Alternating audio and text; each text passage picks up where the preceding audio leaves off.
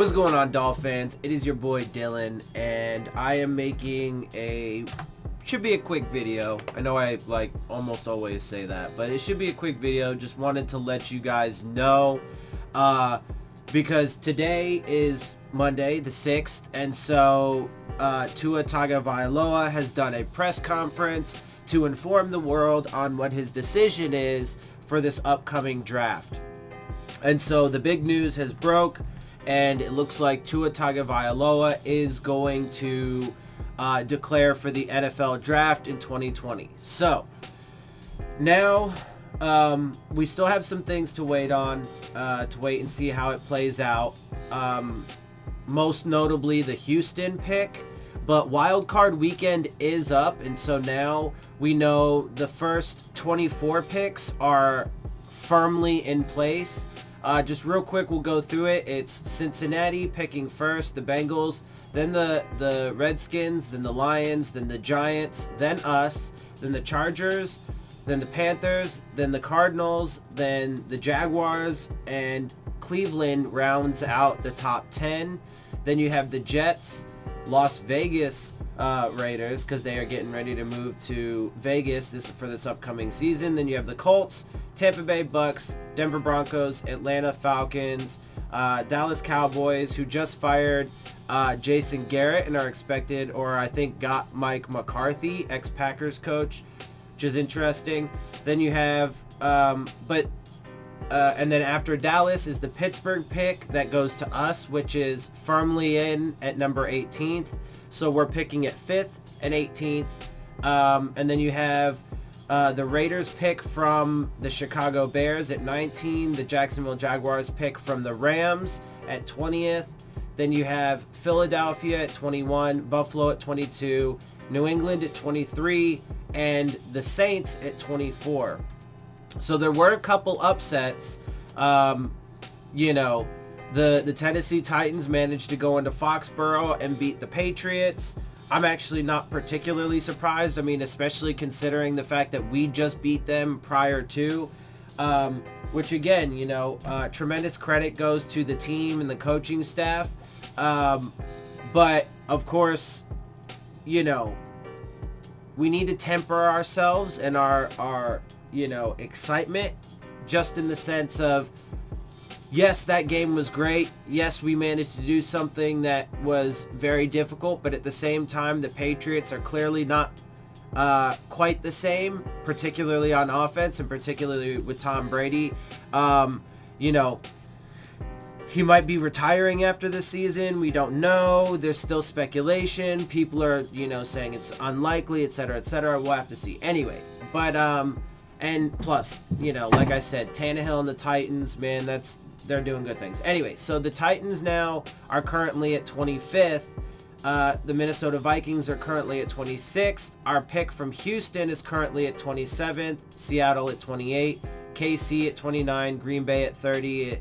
San Francisco at 31. And Baltimore currently at 32.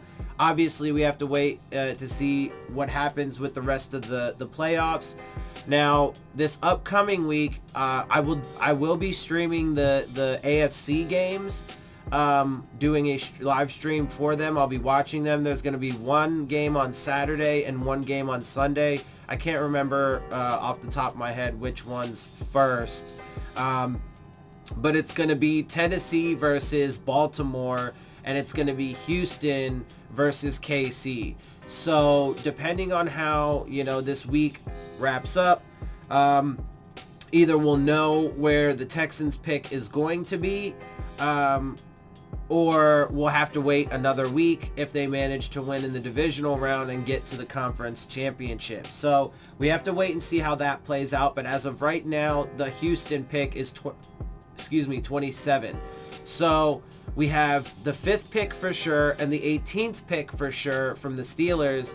Currently, we sit with the 27th pick from the Texans. Now, obviously, we will, continue to look at this more and more as time progresses, as we get closer and closer to the draft. But, we can speculate a little bit now. So, as it stands, Tua is coming out in the draft. Chase Young is also coming out in the draft. Now, there's, I mean, a million things that could happen, right? You know, trade ups, trade downs. We could pick where we're at, etc. We could trade up and go get Chase Young. We could trade up and get a quarterback, etc., etc. So, as you guys know, my philosophy is a couple things when it comes to the draft. First, I would never take a quarterback in rounds 1 or 2, ever. I don't care who it is.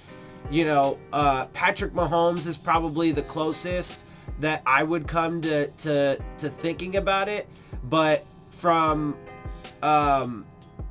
you know, from history, from how history has shown things, when it comes to first round, early round quarterbacks, they are far more likely to be busts or just average at best. So to me, and frankly, the number of late round, mid to late round quarterbacks that are taken, some notable ones, Tom Brady, Dak Prescott, Russell Wilson, etc. You know, a lot of the late round quarterbacks, mid to late round quarterbacks,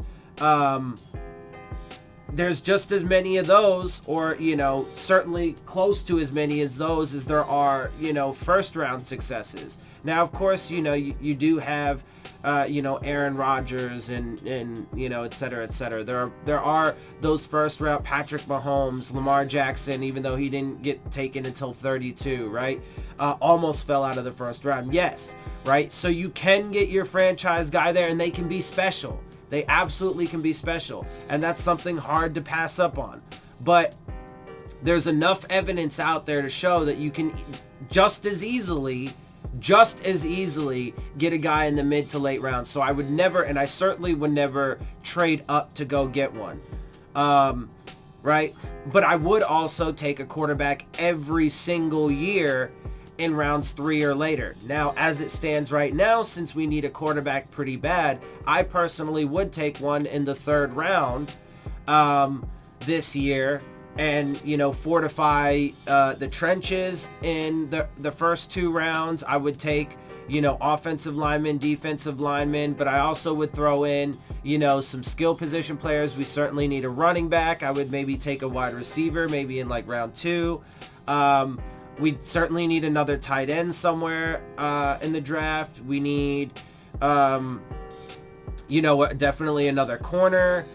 Even though there are some young players that have some potential, we certainly should draft a cornerback somewhere.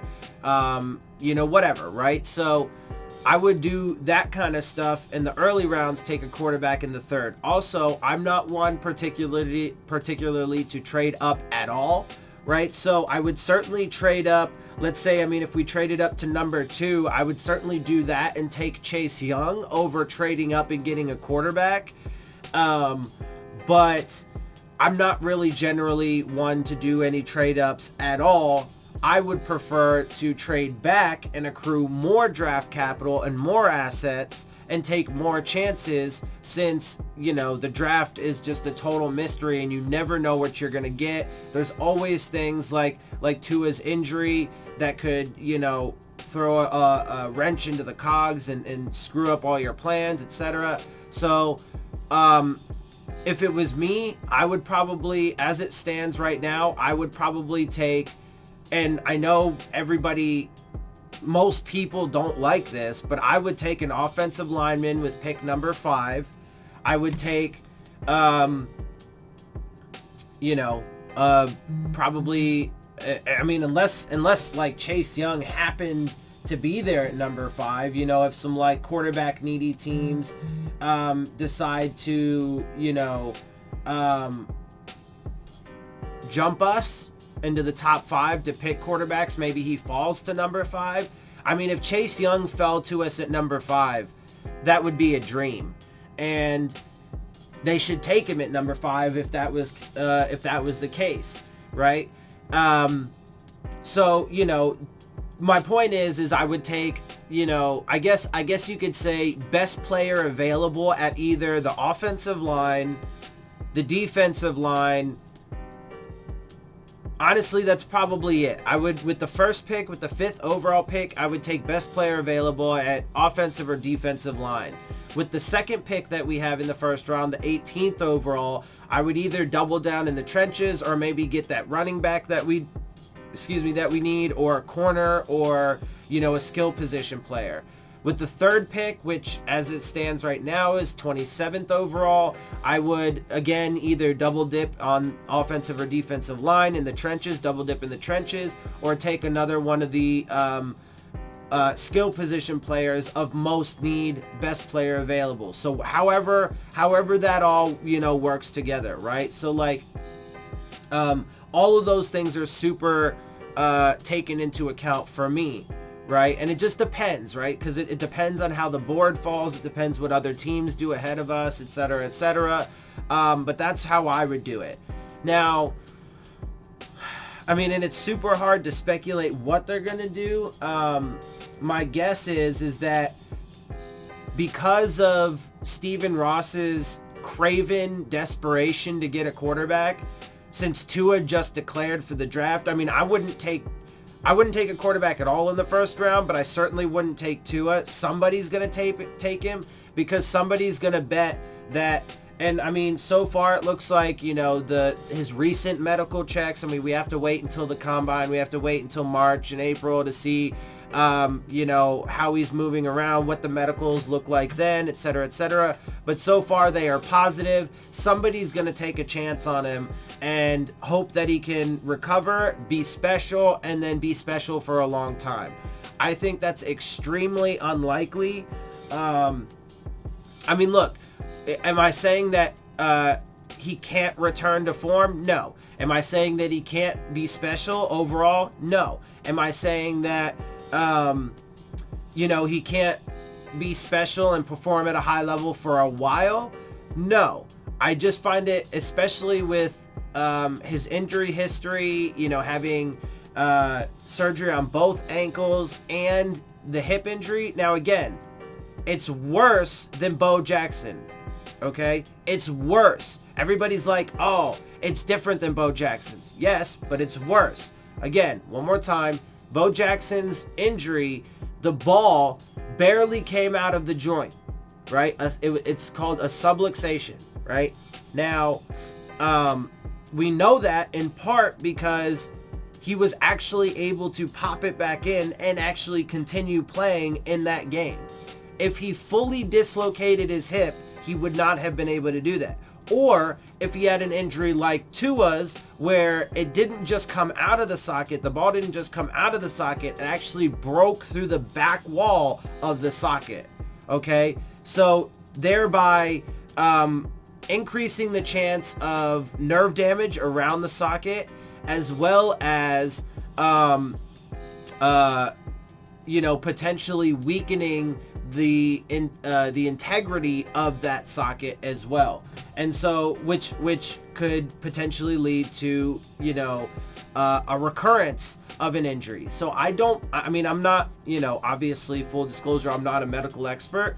So, you know, I'm just going off of the medical testimony that I've seen. I've, you know, seen it from several reports and a few doctors, etc., like on YouTube.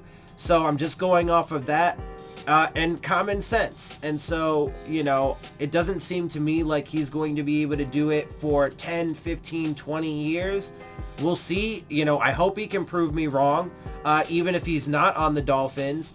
But I just don't see it, so I wouldn't take him at all in the first round. I think I wouldn't take him at all, period. I think it's way too much of a risk. I think the risk way outweighs the potential.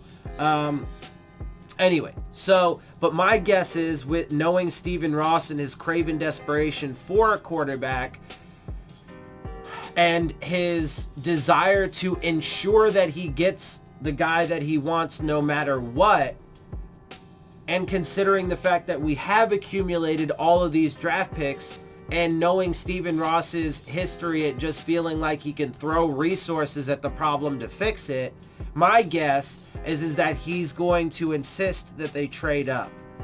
Now, we don't know, obviously, you know, and frankly, I'm not going to talk about this in like every video that I make for the next couple months. That's ridiculous. We'll obviously touch on it a little bit, but, you know, there's not much reason to, you know, speculate in every single video and every time we talk about it, oh, you know, whatever. But my guess is that they're probably going to end up trading up. Now, there's a couple scenarios. They could trade up to number 1 with the Bengals if they thought that, you know, Joe Burrow was going to be the guy and they wanted to get him. Or even, you know, if they thought maybe they were going to take Tua or, you know, what have you. Maybe they just want to ensure that they get their guy instead of like somebody else jumping up into the top 5 to get their guy. There's been reports that the Dolphins have done the most amount of homework on Justin Herbert. You know, but they don't have to trade with the Bengals. It could be the Washington Redskins or the Detroit Lions, right? They could move up a couple spots. Now, obviously, it would take more draft capital to move up to 1 than it would 3, you know, but it's not that many spots, so theoretically it wouldn't be a ton. Now, who knows? I mean, the Dolphins, you know, they might be getting pressure from other teams. That's the thing, right? Is there might be other teams calling to move up into the top 5 to get a quarterback, or maybe to try and get Chase Young or somebody else, right? So if the Dolphins want to move up, they might have some competition, which is actually pretty likely, thereby pushing up the asking price, and especially combined with, you know, Stephen Ross's record at just feeling like he can throw resources at it, along with his desperation, he might be willing to break that war chest open and just give away a bunch of stuff, right? Which is a major concern of mine.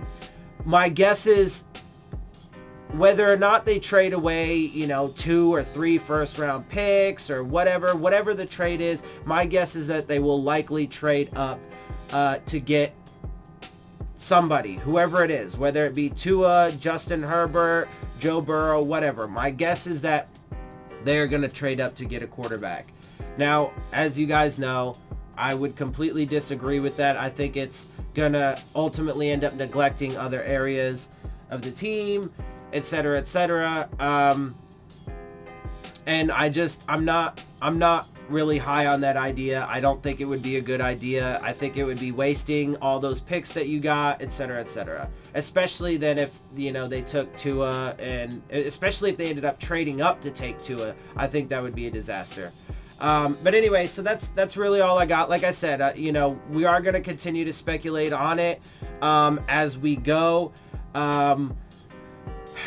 You know, I don't know that I'm actually gonna, like, because unfortunately, I don't have the time to watch college football and stuff like that. I don't think I'm quite ready yet, knowledgeable enough exactly to do like a mock draft. I don't think I'm quite there yet, so I apologize to you guys. I know that's probably something that, you know, you would want to see, and so I do apologize. I do, you know, hope to be able to do those kinds of things in the future. You know, right now, my main goal is to get the channel to 1,000 subscribers so I'm able to monetize. And then eventually, I'm hoping to be able to turn it into, you know, one day my full-time, you know, job or whatever. And if and whenever I am able to do that, then I will obviously spend so much more time on it. I'll do a lot more things.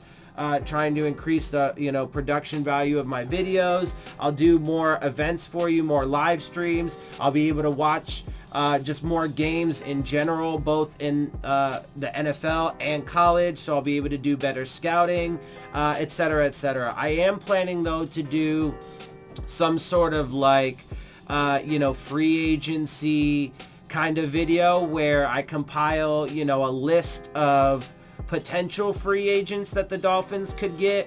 You know, I mean, there's guys like Melvin Gordon and Derrick Henry. I think Derrick Henry's going to end up getting re-signed by the Titans, but you never know because they're trying to sign Ryan Tannehill to an extension. They could franchise him. There's a lot going on there, but I don't think they're going to let Derrick Henry go. It would be kind of surprising to me. But it's possible, you know, and then there's guys like Brandon Scherf, Trent Williams. There's definitely some options out there, to fill various holes on this roster, and there's certainly a lot that could happen. So I will be making a video at some point about that. specifically. Again, I probably won't be doing one as far as like a mock draft goes, because I don't have nearly enough information or expertise or data or what have you to be able to confidently do that. Plus, I mean, it's always super difficult to even, you know, foreshadow, especially when you don't have that kind of information, you know, how it's going to play out, you know, what other teams are going to do. But I will get there eventually. So again, I apologize. I hope, you know, that's about as best as I can do with that. I mean, I apologize. So I hope that's all right. You know, it is what it is. But I will work on it, and I will do my best to elevate myself to the point where I will eventually be able to do that. Hopefully it won't take too long. We'll see. So anyway, real quick to wrap up, I do want to let you guys, and you know, I'll probably make that free agency video shortly after the season actually fully ends, because this upcoming week I am planning to do a live stream for each of the AFC games in the divisional round. So, you know, the Houston, Kansas City game and the Tennessee, Baltimore game, I will be watching those and doing a live stream. After that, I will certainly be watching and doing a live stream for the Super Bowl. Whether or not I watch and do a live stream for the conference championship will likely depend on whether or not Houston makes it there or Tennessee makes it there. If one of those teams or both of those teams manage to make it to the AFC championship game, then I definitely will watch it.